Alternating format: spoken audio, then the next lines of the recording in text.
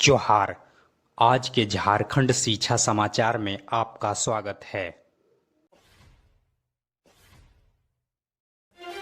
आज की पहली खबर के साथ झारखंड एकेडमिक काउंसिल यानी जेक ने अगली बोर्ड परीक्षा से पहले बच्चों को प्रतिभा तराशने का काम करेगा। इसके लिए स्कूल खुलने के साथ ही विद्यार्थियों को कई मॉडल प्रश्न पत्र हल करवाए जाएंगे। बच्चों को दक्ष बनाने के लिए यह तैयारी की जा रही है। लॉकडाउन में लंबे समय तक स्कूल बंद रहने के कारण बच्चों की पढ़ाई जुलाई तक बाधित रहेगी। इसके अलावा अगस्त में भी स्कूल खुलने की संभावना कम दिखाई दे रही है। जेक के सचिव श्री महीप कुमार सिंह ने बताया कि स्कूल खुलने के साथ ही बच्चों को प्रमुख विषयों के मॉडल प्रश्न पत्र दिए जाएंगे, जिसमें स्कूल स्तर पर शिक्षकों की देखरेख पर कराया जा सकेगा। इसके अलावा जिन स्कूलों ने बेहतर प्रदर्शन किए हैं उन्हें मॉडल के रूप में दूसरे स्कूलों पर लागू करने की पहल की जाएगी।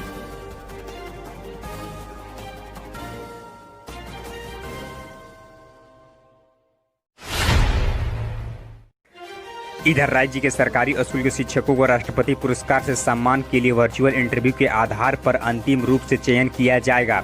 शनिवार को 12 बजे ऑनलाइन आवेदन की प्रक्रिया समाप्त हो गई है। इसमें राज्य के 143 शिक्षकों ने रजिस्ट्रेशन कराया था। इसमें 78 शिक्षकों ने अंतिम रूप से अपना आवेदन भरा है। अब इन्हीं शिक्षकों को जिला, राज्य और राष्ट्रीय स्तर पर अंतिम रूप से पुरस्कार के लिए चयन किया जाएगा। जिला स्तर पर अधिकतम 3 शिक्षकों का नाम राज्य स्तरीय चयन समिति के पास भेजे जाएंगे। राजस्थान की चयन समिति अंतिम रूप से 6 शिक्षकों का नाम चयन केंद्र सरकार को भेजेगी। केंद्रीय मानव संसाधन मंत्रालय इसमें 3 शिक्षकों का नाम पर राष्ट्रपति पुरस्कार के लिए अपना मुहर लगाएगा।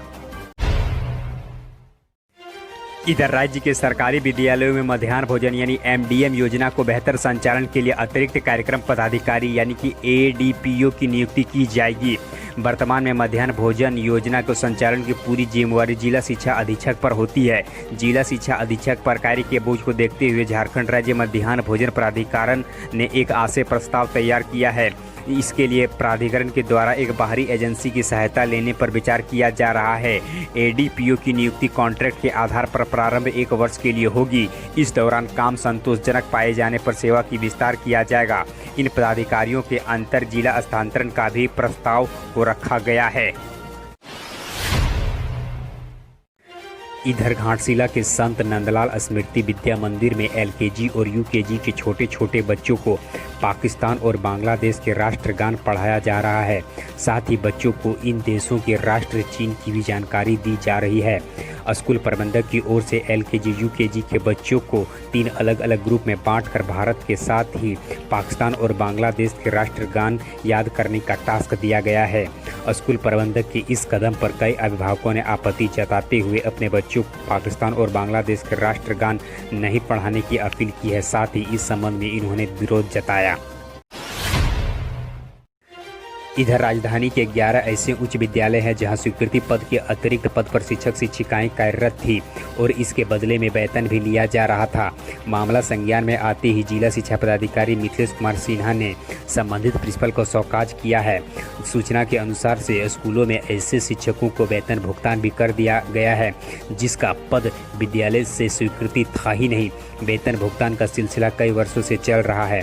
जिला शिक्षा पदाधिकारी इन सभी विद्यालयों के प्रधानाध्यापकों को शौकाज जारी किया है।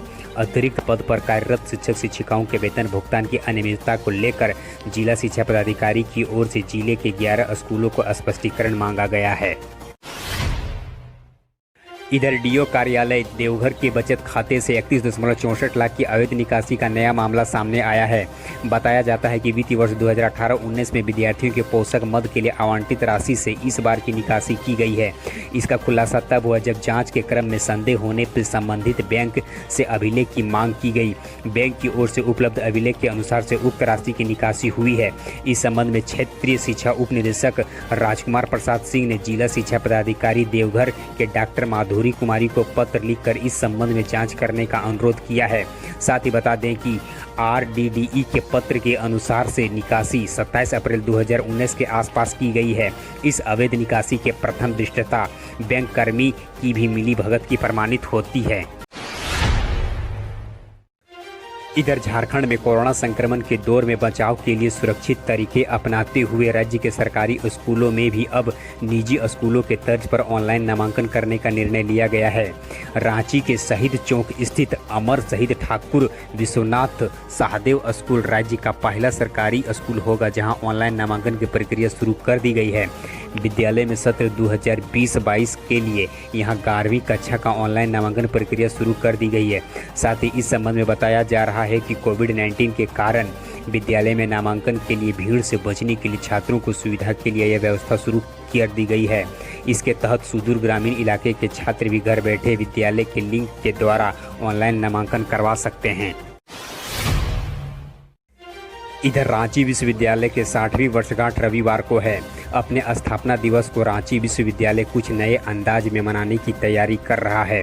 कोरोना महामारी को देखते हुए बड़े स्तर पर समारोह का आयोजन नहीं किया जा रहा है, लेकिन इस दिवस को खास बनाने के लिए इस बार रेडियो खांची पर ही सभी तरह के कार्यक्रम को प्रसारित किया जाएगा।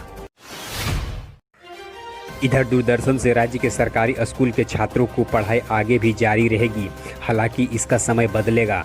इस संबंध में झारखंड शिक्षा परियोजना के साथ दूरदर्शन पर हुआ MOU शनिवार को ही समाप्त हो गया है, पर इसका करार को आगे भी बढ़ाने के लिए दोनों पक्षों में सहमत है। JEPC सरकारी स्कूल के छात्रों को डिजिटल कंटेंट और दूरदर्शन से पढ़ाई आगे भी जारी रखेगी।